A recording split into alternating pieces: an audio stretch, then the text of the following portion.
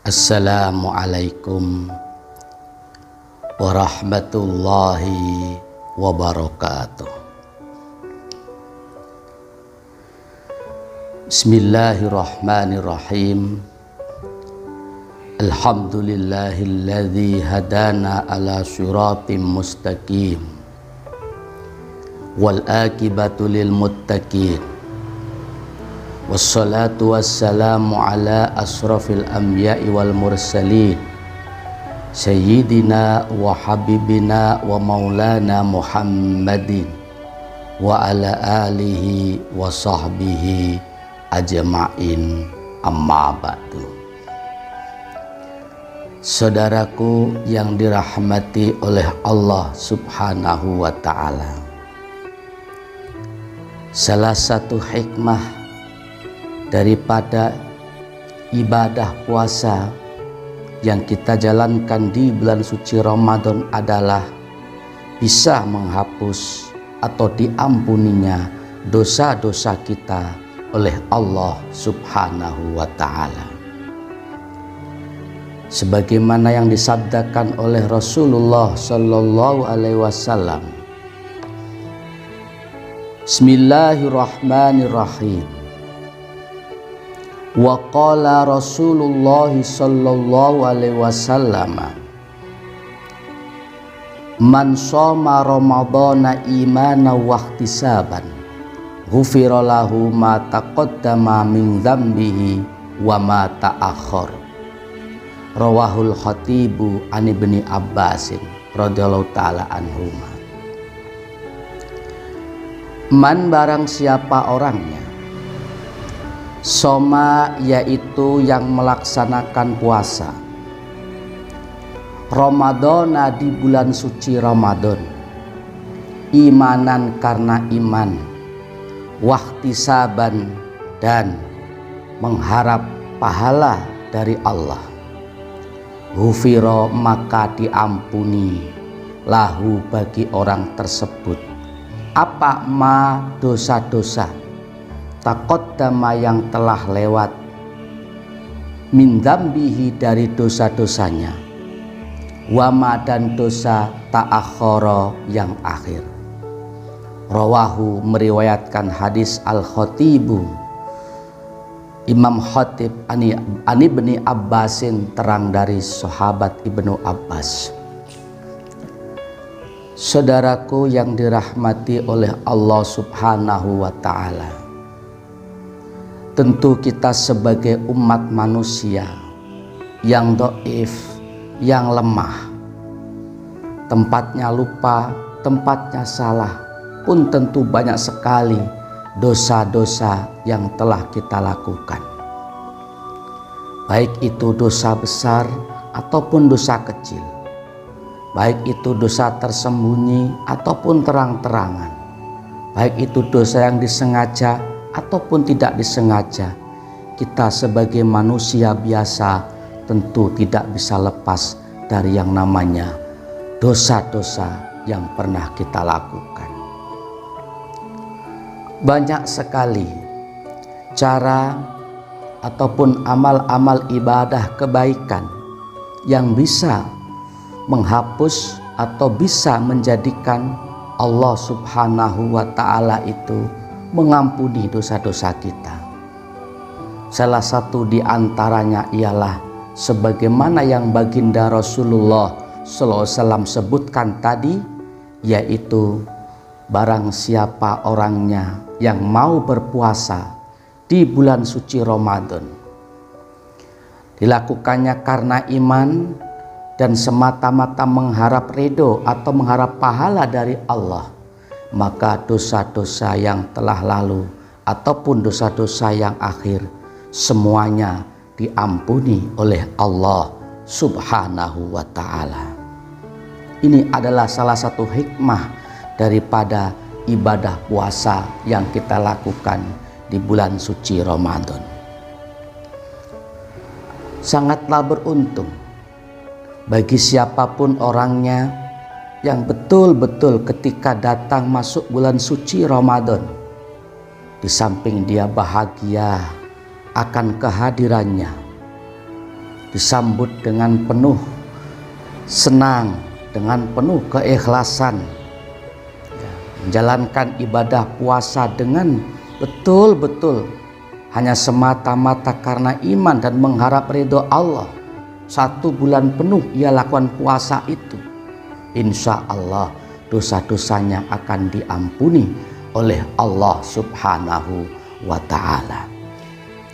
Mudah-mudahan kita semuanya senantiasa diberikan pertolongan, diberikan hidayah oleh Allah hingga kita mampu melaksanakan ibadah puasa dengan sebaik-baiknya, hingga kita termasuk golongan orang-orang yang beruntung dan bukan termasuk golongan orang-orang yang celaka dan merugi. Na'udzubillah tsumma na'udzubillah min dzalik. Saudaraku yang dirahmati oleh Allah Subhanahu wa ta'ala, puasa itu bisa dikatakan sebagian dari ibadah sirriyah. Apa itu ibadah sirriyah? Yaitu ibadah yang sifatnya tersembunyi. Tidak ada yang tahu terhadap ibadah puasa itu sendiri kecuali hanya diri kita masing-masing. Malaikat raqib dan atid pun pastinya yang maha mengetahui Allah Subhanahu wa ta'ala. Kita puasa ataupun tidak puasa, tidak ada yang tahu. Semisal kita masuk bulan suci Ramadan, pagi-pagi di rumah kita sudah ngopi misalkan, ngerokok, kemudian sarapan kenyang, sudah. Terus kita keluar, apa itu, main ke rumah tetangga, ke rumah teman, ke rumah saudara, ya, ke masjid, ke musola, atau kemanapun. Sedang posisi kita juga tidak ngerokok pada waktu itu, tidak makan, tidak minum. Mungkin orang bisa jadi menyangka kita sedang berpuasa, padahal tidak. Nah, inilah perbedaan puasa dengan ibadah-ibadah yang lain. Jikalau ibadah puasa itu sirriyah, tersembunyi sifatnya, tidak ada yang tahu kecuali diri kita, malaikat raqib, atid, dan juga Allah Subhanahu wa ta'ala, sehingga ibadah puasa ini sulit untuk kita jadikan sebuah kebangga-banggaan, atau sulit untuk kita jadikan pamer-pameran, unggul-unggulan, atau dalam bahasa Arab disebut dengan riya. Itu susah. Bagaimana mamerin kalau kita puasa? Sulit. Tentunya beda dengan amalan-amalan yang lainnya. Kalau kita baca Quran, misalkan jelas kita sedang baca Quran, kita sedang sedekah, misalkan mengeluarkan sebagian rezeki yang diberikan oleh Allah, tampak sekali. Apalagi kita ibadah haji, wah semua orang tahu. Termasuk kita sholat, ya, ataupun ibadah-ibadah yang lain yang tampak. Itu sangat riskan sekali dengan yang namanya riya alias pamer. Padahal riya itu merupakan penyakit hati dan juga penyakitnya amal yang bisa menghapuskan pahala daripada amal ibadah itu sendiri. Kenapa? Karena tidak ada keikhlasan di dalamnya. Sementara Allah Subhanahu wa ta'ala tidak akan menerima amal apapun dari hambanya, hanya semata-mata yang diterima yaitu amalan yang ikhlas, tulus karena mengharap ridho Allah Subhanahu wa ta'ala. Tetapi kalau amal ibadah puasa sifatnya sirriyah, tersembunyi, gak ada yang tahu. Nah, disinilah sangat mudah sekali untuk kita melaksanakan puasa dengan menata hati imanan wahtisaban, yaitu pelaksanaannya karena iman dan semata-mata mengharap pahala dan ridho daripada Allah Subhanahu wa ta'ala. Saudaraku yang dirahmati oleh Allah Subhanahu wa ta'ala, memang kalau kita berbicara puasa, itu tentunya ada beberapa tingkatan-tingkatan. Sebagaimana yang disebutkan oleh Hujjatul Islam Imam Muhammad bin Muhammad Abu Hamid Al-Ghazali. Beliau mengatakan bahwa puasa itu pada tingkatannya dibagi menjadi 3 bagian. Apa? Yang pertama, saumul awami, yaitu puasanya orang awam. Yang kedua, saumul khosi, puasanya orang-orang khusus. Dan yang ketiga, saumul khawasil khawas, yaitu puasanya orang yang khusus dan khusus lebih khusus. Nah, yang pertama saumul awami. Apa itu saumul awam? Yaitu puasanya orang-orang umum, puasanya umat muslim pada umumnya. Misalkan dia itu sudah berpuasa, niat malam harinya, ya, kemudian mulai terbit fajar shodiq sampai terbenamnya matahari, dia tidak makan, tidak minum, tidak ngerokok, tidak bersebadan yang sudah berpunya suami istri, dan juga tidak melakukan hal-hal yang membatalkan puasa yang lainnya. Puasa tidak makan dan tidak minum dan yang membatalkannya. Akan tetapi mungkin pandangannya, telinganya, mulutnya, perilakunya masih belum bisa diajak untuk berpuasa. Sebagaimana yang telah Al-Fakir sedikit jelaskan tempo hari, dia berpuasa tetapi tidak bisa memandang, tidak bisa menjaga pandangan matanya dari pandangan yang dilarang oleh Allah.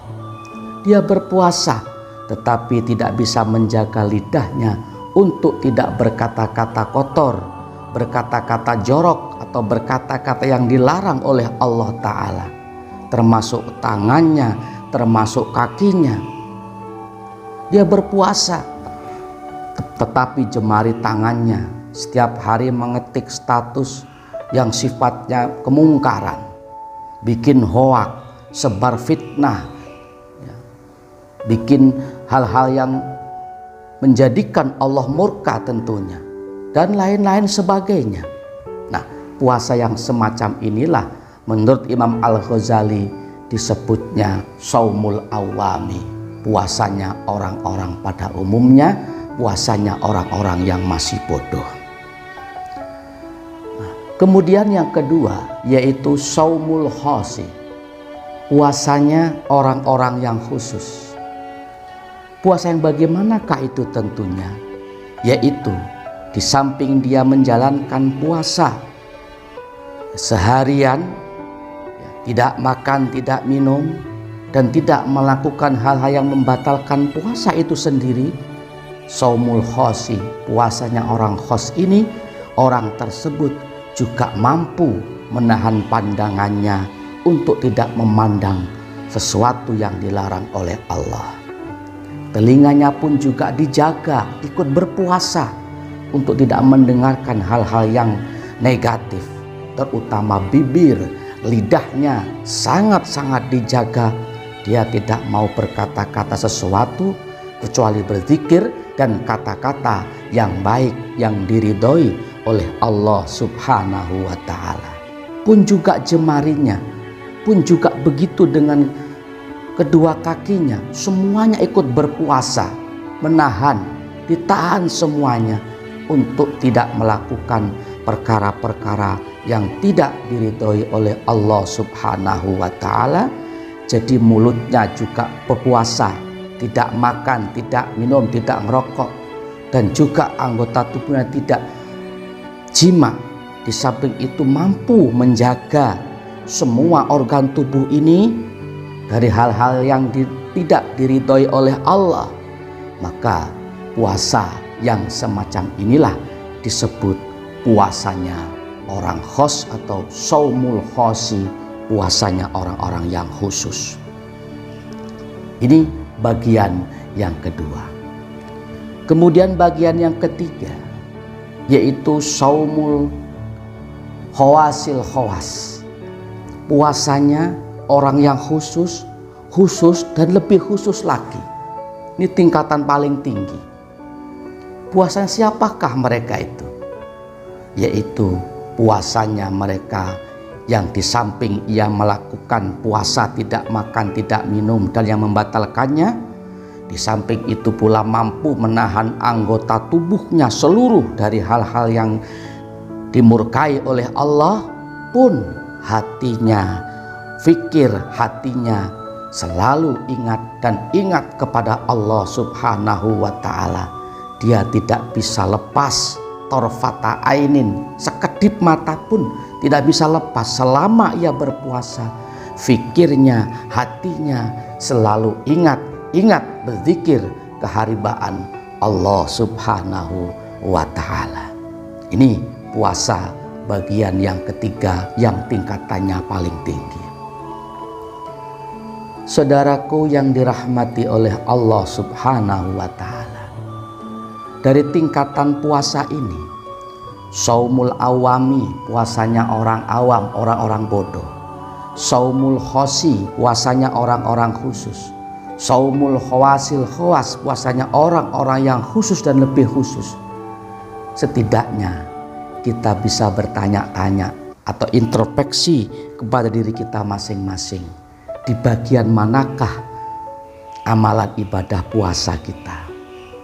Apakah masuk kategori bagian yang pertama, puasanya orang awam yang hanya menahan lapar dan dahaga, atau puasanya yang kedua, puasanya orang-orang khusus, di samping mampu menahan lapar dan dahaga juga mampu menahan semua anggota tubuhnya dari kemaksiatan, atau yang ketiga, selalu ingat kepada Allah Subhanahu wa ta'ala.